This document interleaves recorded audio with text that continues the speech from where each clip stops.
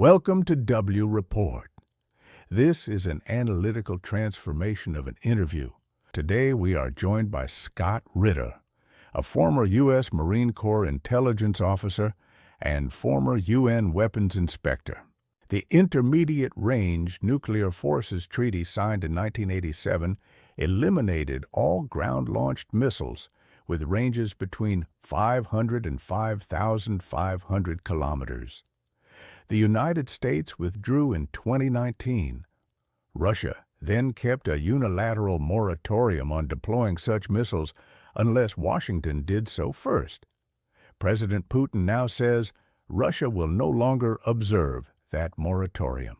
Why now, and what military and political consequences do you foresee for Europe and Asia? What deployments and timelines do you expect? And how might the United States respond?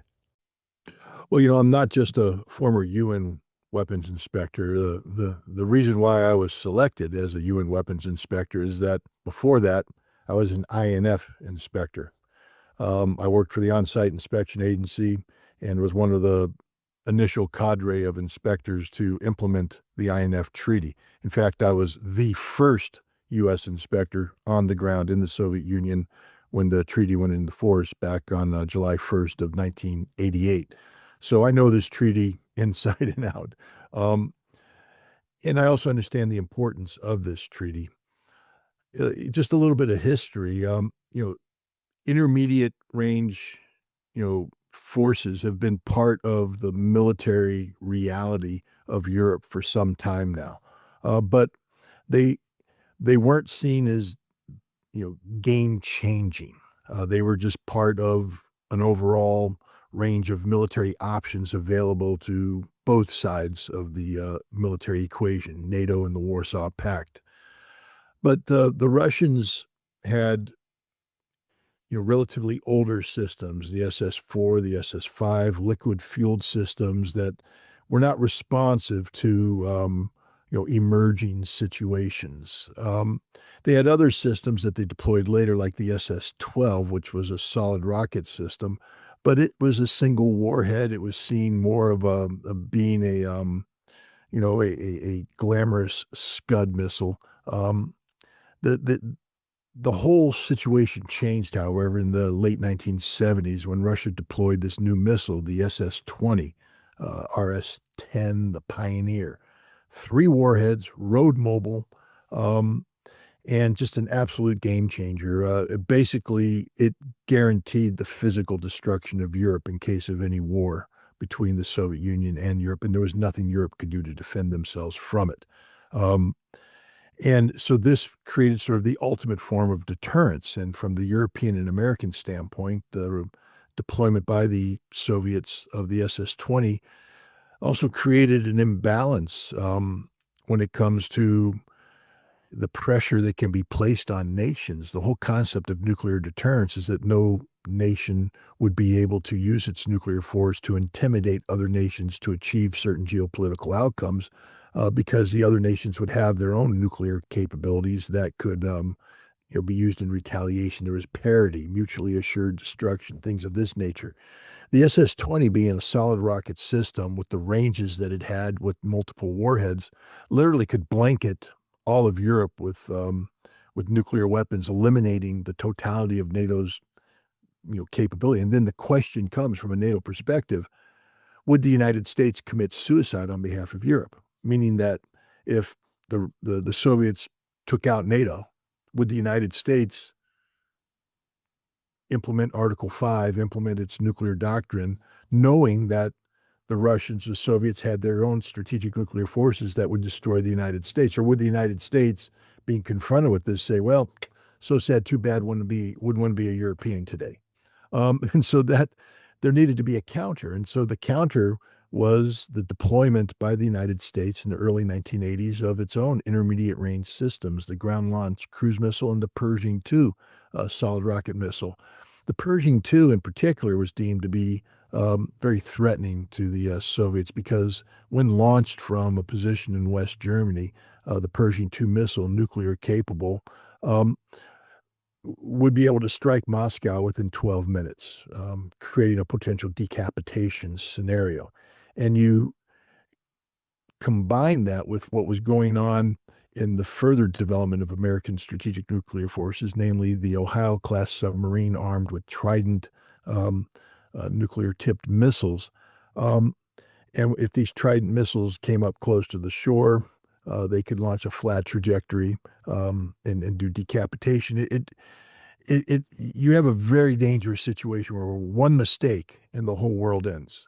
One mistake, one miscalculation, one misjudgment. And so the decision was made by both the United States and the Soviet Union that we needed to bring these systems under control. And through a negotiating process, they came up with the zero option, which means not just limiting the deployment and the numbers of INF and short-range systems, but getting rid of them altogether. And this was the treaty that you mentioned. And it was a very successful treaty. Within 3 years of implementation, all of the INF systems possessed by the nations involved, the Soviet Union, the United States, were eliminated, gone. And then we had an effective monitoring regime in place to ensure that these weapons never came back. Fast forward, the inspection aspect of this treaty was 13 years in duration. And when that ended, there were no more physical inspections, but the treaty was still very much in play, in force. And what you had was monitoring using national technical means. The Russians had their concerns about American compliance. If you take a look at the development of our ballistic missile defense shield, that weapons that are used as the targets are intermediate range missiles, and they've been flight tested. They sort of technically violate the INF Treaty, but the United States says, nah, it doesn't apply because these are targets, not real systems. But they simulate an INF system because they are an INF system. So the Russians had some issues, but the bigger issues came from the American side, where we had concerns about two particular systems in question. One was what we called the RS-26 or Rubiège. I guess the NATO designation at the time was SS-26X or something of that nature. This was a missile that was designed to fill the gap created by getting rid of the SS-20. And what the Russians were trying to achieve was a missile that didn't meet the INF threshold, that if it got launched, it would be under the INF range. And you could do that with certain warhead configurations. But if it was configured, for instance, with a single warhead or, more advanced Avanguard hypersonic reentry vehicle, it would fly to INF ranges and become covered by the INF Treaty. So in 2017, the Russians put a stop to the deployment of this. It was done pretty haphazardly because they were getting ready to do under the treaty. They were going to get ready to do an inspection of this. I'm sorry, it wasn't short range. Under certain ranges, it could fly as a ICBM. It'd be counted as an ICBM, but if you had a different warhead configuration, it would count as an INF system. And the Russians didn't want to be seen as violating the INF Treaty. This one wasn't really the game changer. The game changer came with a system known as the 9M 927, maybe. I could be off on this number, but it was basically a development of the Iskander-M cruise missile that the United States claims the Russians tested as a ground launch cruise missile in violation of the INF Treaty. The Russians say that this didn't happen. I've reviewed as much of the data as humanly possible and without having access to classified information. I'm convinced that the United States got it wrong on this one, that the Russians, the same design bureau that was doing the 9M 927 was doing the Caliber missile, which is a sea-launched missile. You're allowed to test sea-launched missiles from a ground station. The development of the Caliber was taking place in parallel with the development of 9M 927. And I just believe the United States got it wrong, that we misread the intelligence. And there might have been some compatibility of components of the missiles so that when things are being tested on a caliber or if they were tested on the 9M927, they would, the U.S. intelligence, analysts could say, oh, that's really a cruise missile, a long-range cruise missile. The Russians tried to assuage our concerns by holding a demonstration. They actually laid out the original 9M, the original Iskander M, and then they put this advance. And what you see, it's the same booster, the exact same propulsion system. The only thing that changes is the warhead and the guidance package. And actually, with this new system, the warhead and the guidance packages are larger. So if you have a larger guidance package and a larger warhead, and you're using the same propulsion system, that means it's probably going to fly less than the range of the other system. And there are ways, that this could have been tested, but the United States wasn't interested in this because while Russia was doing everything possible to be compliant with the INF Treaty, the United States wasn't.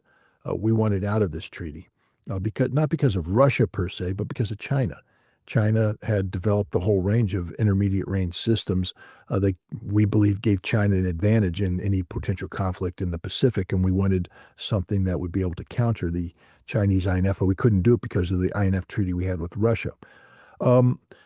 We claimed that there were no, violations, but there were. The Mark 41 Aegis Ashore system uses a containerized launch platform that on board an Aegis ship can not only fire the SM-3 or SM-6 surface-to-air missile, but also the ship-launched cruise missile. Now you take the same system and put it on the ground, and the Russians are like, well, you can launch ground-launched cruise missiles from here.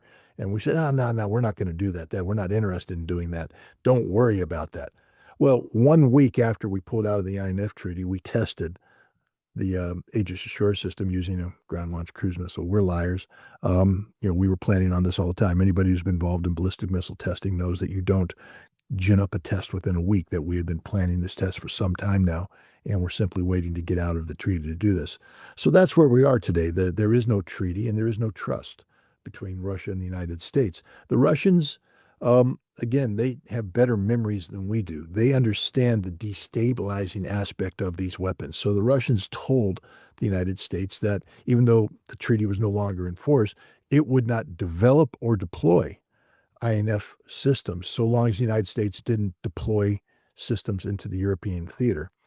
Well, a couple of years ago, the United States deployed one of these containerized systems into Denmark to participate in an exercise. The United States said, well, we only had the SM-6 missile in there, which is a short-range missile. But the Russians don't know that. It's a system capable of launching cruise missiles, having tested to fire a cruise missile. So the Russians have to assume the system, when deployed, has cruise missiles. And they said, well, you violated this. So they began developing missiles. At the same time, the United States was also pursuing the development and deployment of a new hypersonic intermediate range system called the Dark Eagle. And so now Russia's looking at a situation where the United States, by developing these systems and deploying these systems, was altering the balance of power in Europe, giving the United States hypersonic preemptive strike capabilities at a time when tensions between NATO and the United States were on the rise with Russia because of Ukraine. And the Ukraine conflict showed the importance of long-range strike systems. Just imagine putting Dark Eagle or putting the SM-6 Typhoon on Ukrainian soil and the kind of destabilization of impact that would have on Russia, which is one of the reasons why the Russians are fighting this war and ensuring that Ukraine never becomes part of NATO. But the Russians needed a counter, so they began development of at least one system, I believe more than one. And the system is a follow-on to the RS-26 Readies that we talked about. This is what we call the Archnik system. The Archnik is an amalgam of technologies using advanced solid rocket boosters borrowed from the Cedar ICBM. Second stage is borrowed from the YARS ICBM. A modified YARS M reentry vehicle, new warheads using new technologies. And it was flight tested, and the Russians launched what they call an operational test of the Archnik in November of 2024, targeting the Dnipro factory in Dnipropetrovsk. But even when they did that, they just were saying we have this capability, but they hadn't operationalized it as a weapon system. It was estimated they had between 4 and 6 additional Archniks in the pipeline to be used for testing, but that's not serial production. Um, but then again, the Russians said they're going to begin serial production of the Archnik. Well, recently, Vladimir Putin announced in the aftermath of a mean tweet exchange between Lindsey Graham and Dmitry Medvedev, the former president of Russia, in which Lindsey Graham threatened a decapitation strike against Russia, outright threatened the Russians, saying if you don't believe that Donald Trump's serious about his intent to punish Russia for failing to bend the knee to Trump's demands about a ceasefire, just ask the Ayatollah what happens, meaning that, ask the Iranian leader who was subjected to a decapitation strike during Israel's 12-day war, a decapitation strike that the United States knew about and facilitated with intelligence information.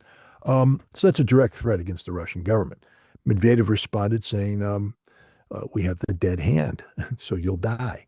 The dead hand is an allusion to a Cold War era system, the perimeter. Remember when I talked about the Ohio-class submarine being moved up close with flat trajectories?